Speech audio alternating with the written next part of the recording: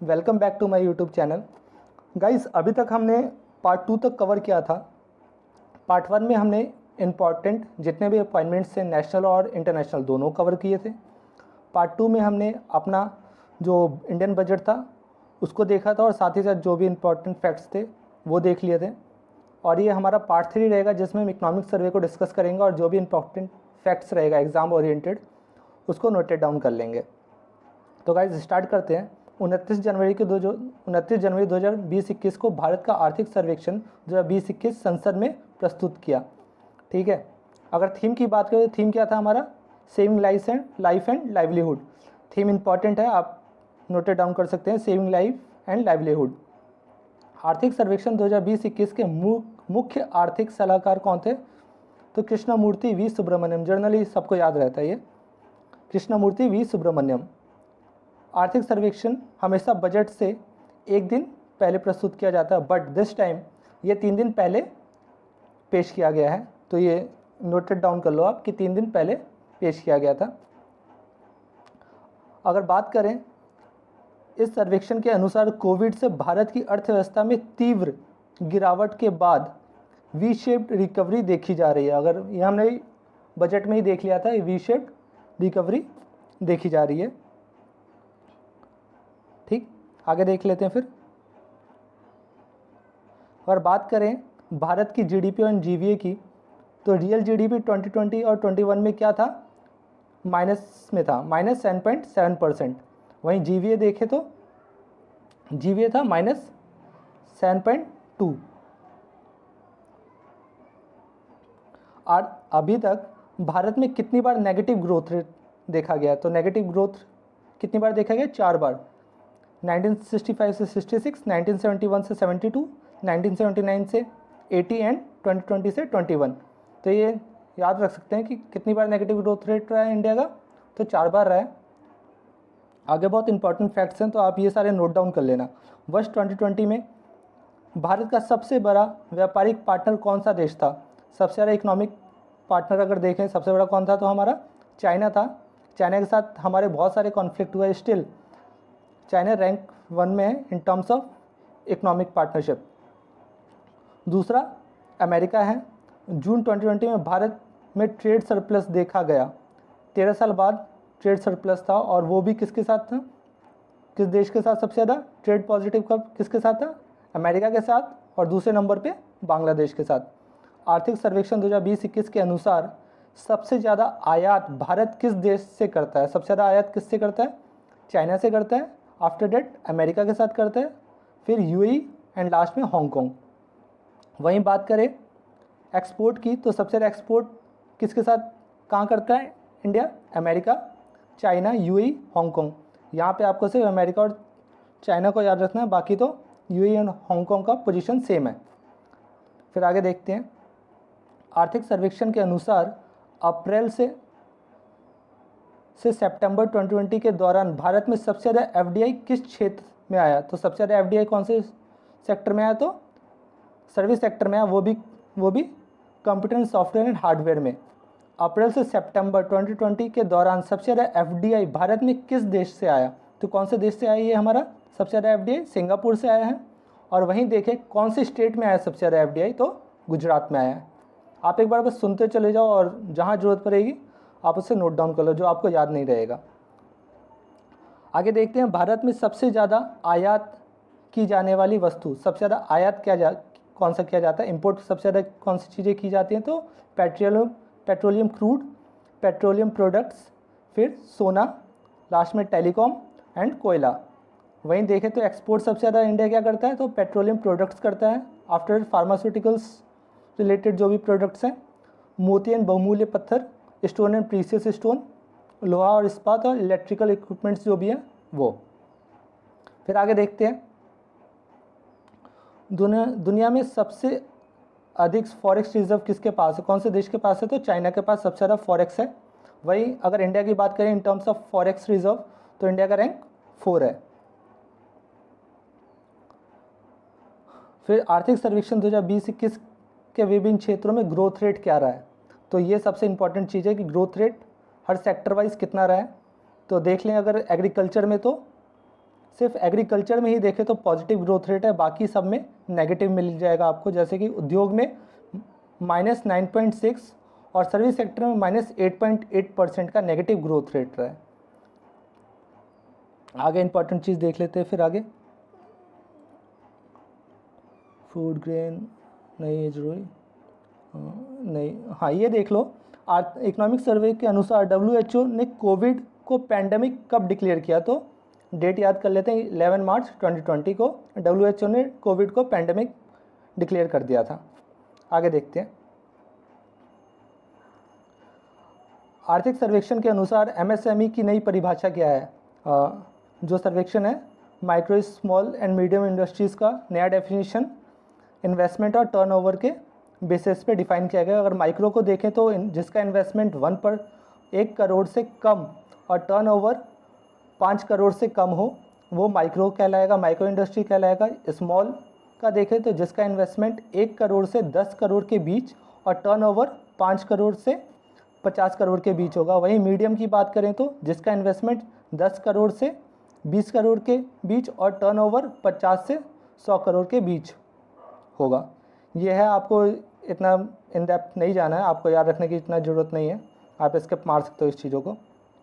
पूरे विश्व में सेवा क्षेत्र के निर्यात में भारत की हिस्सेदारी कितनी है? इंडिया का शेयर कितना है एक्सपोर्ट में? तो 3.5%। वर्ल्ड के एक्सपोर्ट में कितना है? 3.5% है। पूरे विश्व की जनसंख्या का कितना प्रतिशत प्रवासी है? तो 3.6% पूरे विश्व का। वहीं बात करें विश्व में सबसे ज़्यादा प्रवासी किस देश के हैं? तो इंडिया के हैं। ये कैचिंग पॉइंट है, सबसे ज़्यादा प्रवासी कौन से देश के हैं? तो भारत के हैं। भारत में सबसे ज़्यादा प्रवासी किस देश में जाते हैं? कौन से देश में जाते हैं सबसे ज़्यादा इंडियंस? तो UAE में जाते हैं, आफ्टर डेट USA में जाते हैं और 3rd नंबर पे सऊदी अरेबिया में जाते हैं। तो आपको याद रखना है सबसे ज़्यादा UAE, देन 2nd नंबर पे USA और 3rd नंबर पे सऊदी अरब। ये BPSC में क्वेश्चन पूछा गया था, तो आपको देख लेना है कितना इंपॉर्टेंट है ये। विश्व में सबसे ज़्यादा प्रवासी किस देश में जाते हैं? वर्ल्ड की, इंडिया की अभी बात हुई, अब वर्ल्ड की बात कर लेते हैं। वर्ल्ड में सबसे ज़्यादा प्रवासी किस देश में जाते हैं? तो अमेरिका में 18% जाते हैं, दूसरे स्थान पे जर्मनी और तीसरे स्थान पे सऊदी अरब। आगे देखते हैं। विदेशी पर्यटक भारत में सबसे ज़्यादा किस देश से आते हैं? मतलब टूरिज़्म सेक्टर की बात हो रही है, सबसे ज़्यादा टूरिस्ट कौन से देश से आते हैं इंडिया में? तो बांग्लादेश फर्स्ट पोजीशन पे, फिर USA, देन UK। इम्पॉर्टेंट है ये डेटा, तो आप नोटेड डाउन कर लेना। विदेशी पर्यटक किस राज्य में सबसे ज़्यादा आते हैं? कौन से स्टेट में सबसे ज़्यादा विदेशी, मतलब कि बाहर के बंदे सबसे ज़्यादा कहाँ आते हैं? तो तमिलनाडु में आते हैं, आफ्टर डेट महाराष्ट्र में आते हैं और 3rd नंबर पे UP है। तो ये UP PCS के लिए इम्पॉर्टेंट है कि 3rd नंबर पे हमारा UP है। पूरे भारत में पर्यटक किस राज्य में सबसे ज़्यादा घूमने जाते हैं? तो सबसे ज़्यादा कहाँ जाते हैं? UP में ही जाते हैं। नई शिक्षा नीति कितने साल बाद आई? तो 34 साल बाद न्यू एजुकेशन पॉलिसी आई है। भारत का लिटरेसी रेट देखें तो 77.7% है। वही फीमेल लेबर फोर्स पार्टिसिपेशन अगर देखें तो कितना हो गया बढ़कर 18.6% हो गया है। आगे देख लेते हैं इंपॉर्टेंट क्या क्या है। आर्थिक सर्वेक्षण के अनुसार वो राज्य जो GDP में सबसे आगे, GDP में सबसे आगे कौन सा है? तो महाराष्ट्र है, तमिलनाडु है, आफ्टर है तीसरे नंबर पे। 3rd रैंक किसका है? UP का है। तो ये आपको नोट कर लेना है, 3rd रैंक UP का है GDP के इन टर्म्स ऑफ GDP। हर घर नल जल का टारगेट क्या है? 2024। तो ये याद रख लेना। आर्थिक सर्वेक्षण के अनुसार प्रति व्यक्ति आय सबसे ज़्यादा किसकी है? कौन से स्टेट की है प्रति व्यक्ति आय? पर कैपिटल इनकम सबसे ज़्यादा कहाँ का है? गोवा का है, आफ्टर डेट सिक्किम का है, फिर दिल्ली है। दिल्ली तीसरे नंबर पे आता है। प्रति व्यक्ति आय सबसे कम कौन से स्टेट की? तो ये याद रखना है हमारा बीमारू स्टेट जो भी है, Bihar, UP, after that Jharkhand. Bihar, UP and Jharkhand. सबसे कम किसका है? बिहार का पर कैपिटल इनकम सबसे कम है, आफ्टर डेट UP का और फिर झारखंड का है। किस राज्य में गरीबी इधर सबसे ज़्यादा है, तो छत्तीसगढ़ में 39% लोग वहाँ पे गरीब हैं। बिहार का स्थान 5वां है, नोट डाउन कर लो। पूरे भारत की गरीबी दर कितनी है, पॉवर्टी रेट क्या है इंडिया का, तो 21.9%। आर्थिक सर्वेक्षण के अनुसार सितंबर 2020 के अंत में भारत का विदेशी कर्ज कितना हो जाएगा, 556.2 अमेरिकी डॉलर, याद रखने की जरूरत नहीं है। विश्व का सबसे ज़्यादा ऋणात्मक कर्जदार देश कौन सा है, तो यूएसए है, ये याद रखना है आपको। फिर आगे देख लेते हैं, इतना कुछ इंपॉर्टेंट नहीं है।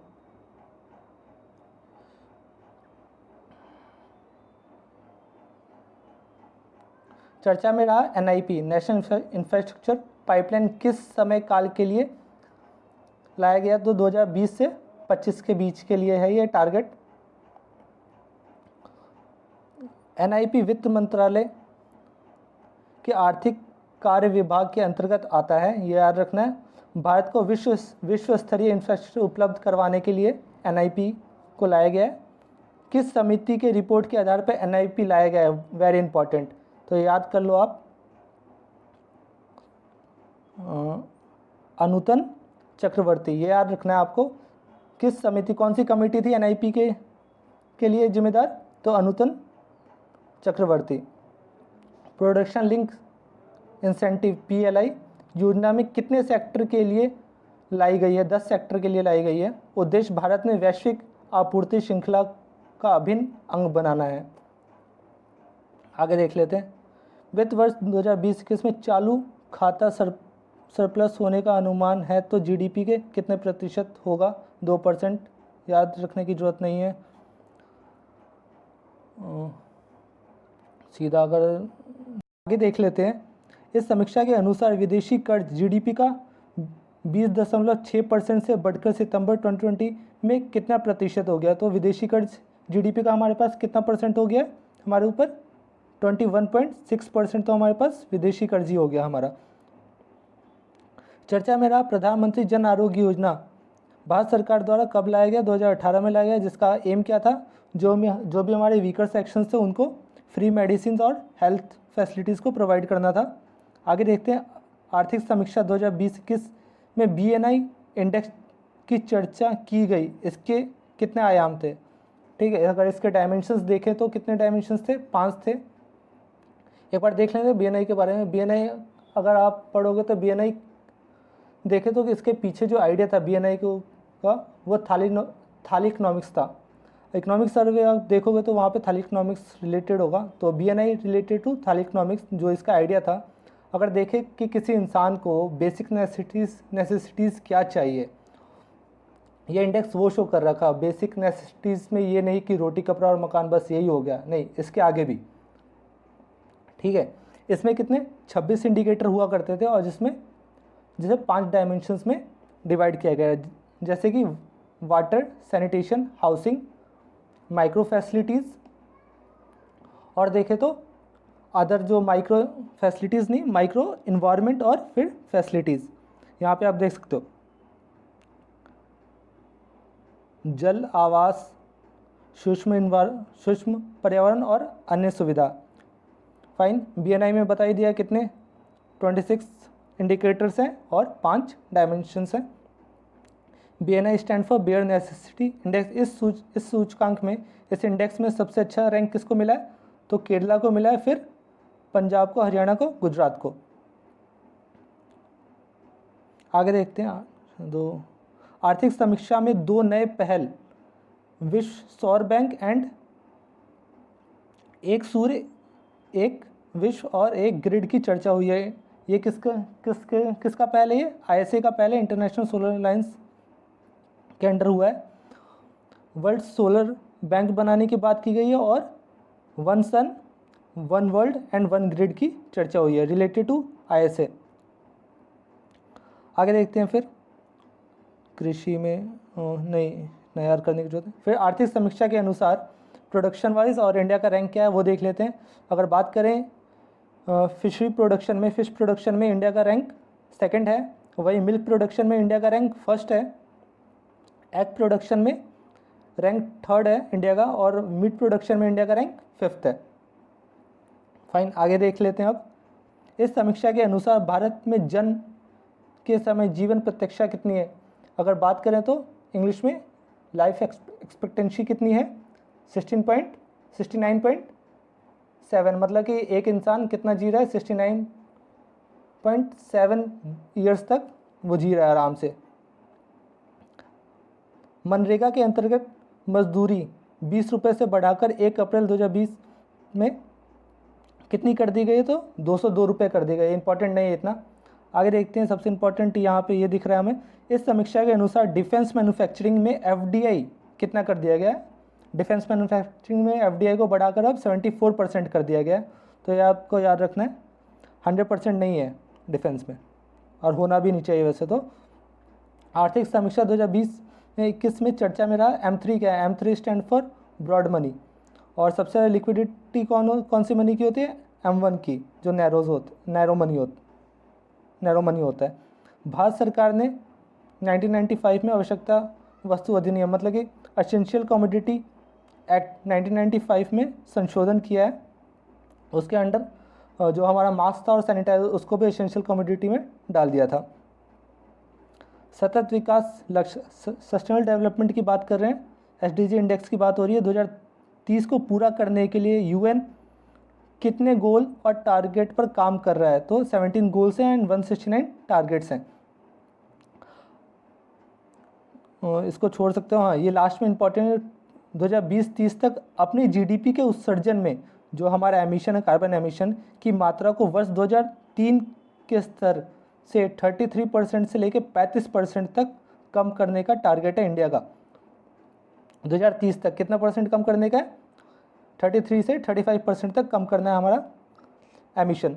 आर्थिक सर्वेक्षण 2020-21 के अनुसार द फ्यूचर वी वांट किस सम्मेलन से आया था? Rio+20। यहाँ पे 20 क्या है? 20 कंट्रीज़ की बात की गई।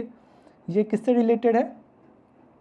तो SDG से रिलेटेड है। इस सर्वेक्षण के अनुसार कितने करोड़ रुपए की एक कृषि अवरचना निधि की घोषणा की गई है? 2020 में सरकार ने 1 लाख करोड़ की।